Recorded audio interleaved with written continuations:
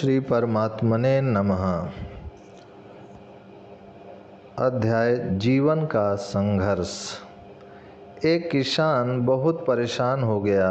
हर वर्ष कुछ गड़बड़, कभी कुछ, कभी बाढ़ आ जाए, कभी आंधी तूफान आ जाए, कभी पाला पड़ जाए, कभी ओले गिर जाएं, कभी वर्षा कम, कभी वर्षा ज़्यादा। किसान थक गया। एक दिन उसने परमात्मा से कहा कि तुम्हें किसानी नहीं आती, तुमने कभी किसानी की है, तुमने कभी कृषि शास्त्र को समझा। इधर मेरी ज़िंदगी बीत गई और तुम्हारी भूल चूकें देखते देखते थक गया हूँ। एक वर्ष मुझे मौका दे दो, मैं तुम्हें दिखाऊं कि खेती कैसी होती है। पुराने दिन की कहानी है। परमात्मा उन दिनों बहुत करीब हुआ करता था। इतने फासले ना थे, सीधी सीधी बात हो जाती थी। फासले आदमी ने खड़े कर लिए। अब सीधी बात करनी मुश्किल है। सीधी बात श्रद्धा में हो सकती है। उस किसान ने बड़ी श्रद्धा से आकाश की तरफ मुंह उठाकर कहा था कि एक दफ़ा मुझे इस साल मुझे मौका दे दो।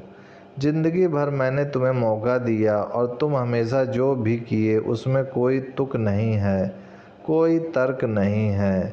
खेत लहलहा रहा है, खड़ा है कि पाला पड़ गया, कि ओले गिर गए, कि ज़्यादा वर्षा हो गई, कि कम वर्षा हो गई। कोई नाप तोल होना चाहिए। परमात्मा ने कहा, ठीक है, आने वाले वर्ष तू संभाल। और आने वाले वर्ष किसान ने संभाला और तर्क से संभाला। ना तो ज़्यादा वर्षा हुई, ना ओले पड़े, ना तूफान, ना आंधी, ना झंझावात उठे। सब बड़ा शांति से चला और खेत भी ऐसे बड़े कि किसान की छाती न फूली समाए। इतने बड़े पौधे कभी हुए न थे।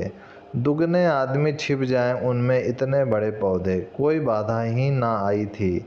किसान ने कहा, अब दिखाऊंगा परमात्मा को, इसको कहते हैं फसल। और बालें बड़ी बड़ी। और किसान को लगता था कि गेहूं के दाने भी होंगे तो दुगने तिगने बड़े होंगे। दिखाऊंगा परमात्मा को कि तुम जिंदगी हो गई यह उपद्रव करते। पूछ लेते उनसे जो जानते हैं। फिर फसल कटी और किसान छाती पीटकर रोने लगा। बालें तो बड़ी थीं मगर उनमें दाने न पड़े थे। और उसने परमात्मा से पूछा कि यह माजरा क्या है। परमात्मा ने कहा, तूने शीतलता दी, शांति दी, पर तूफान ना दिए। बिना तूफानों के दाने कैसे पड़ सकते हैं? बिना पीड़ा के प्रसव कैसे? तूने सब सुविधा दे दी मगर सुविधा में जीवन का जन्म ही ना हुआ। तूने एक ही चकमक से आग पैदा करने की कोशिश की।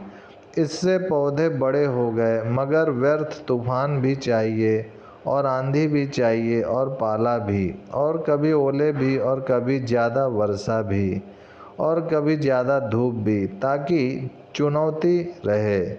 ये बालें लड़ ही ना पाईं, इनका संघर्ष ही ना हुआ, इनके जीवन में द्वंद्व ही ना आया। तुम देखते हो ना, धनपतियों के बेटे अक्सर बहुत बुद्धिमान नहीं हो पाते। और कारण इतना ही होता है कि न तूफान, न आंधी, न पाला, सब सुविधा, सब सुरक्षा, तो चैतन्य को जगने का अवसर नहीं मिलता। चैतन्य जगता है जैसे चकमक से आग पैदा होती है। द्वंद्व चाहिए, द्वंद्व का स्वीकार चाहिए। ओम शांति शांति शांति।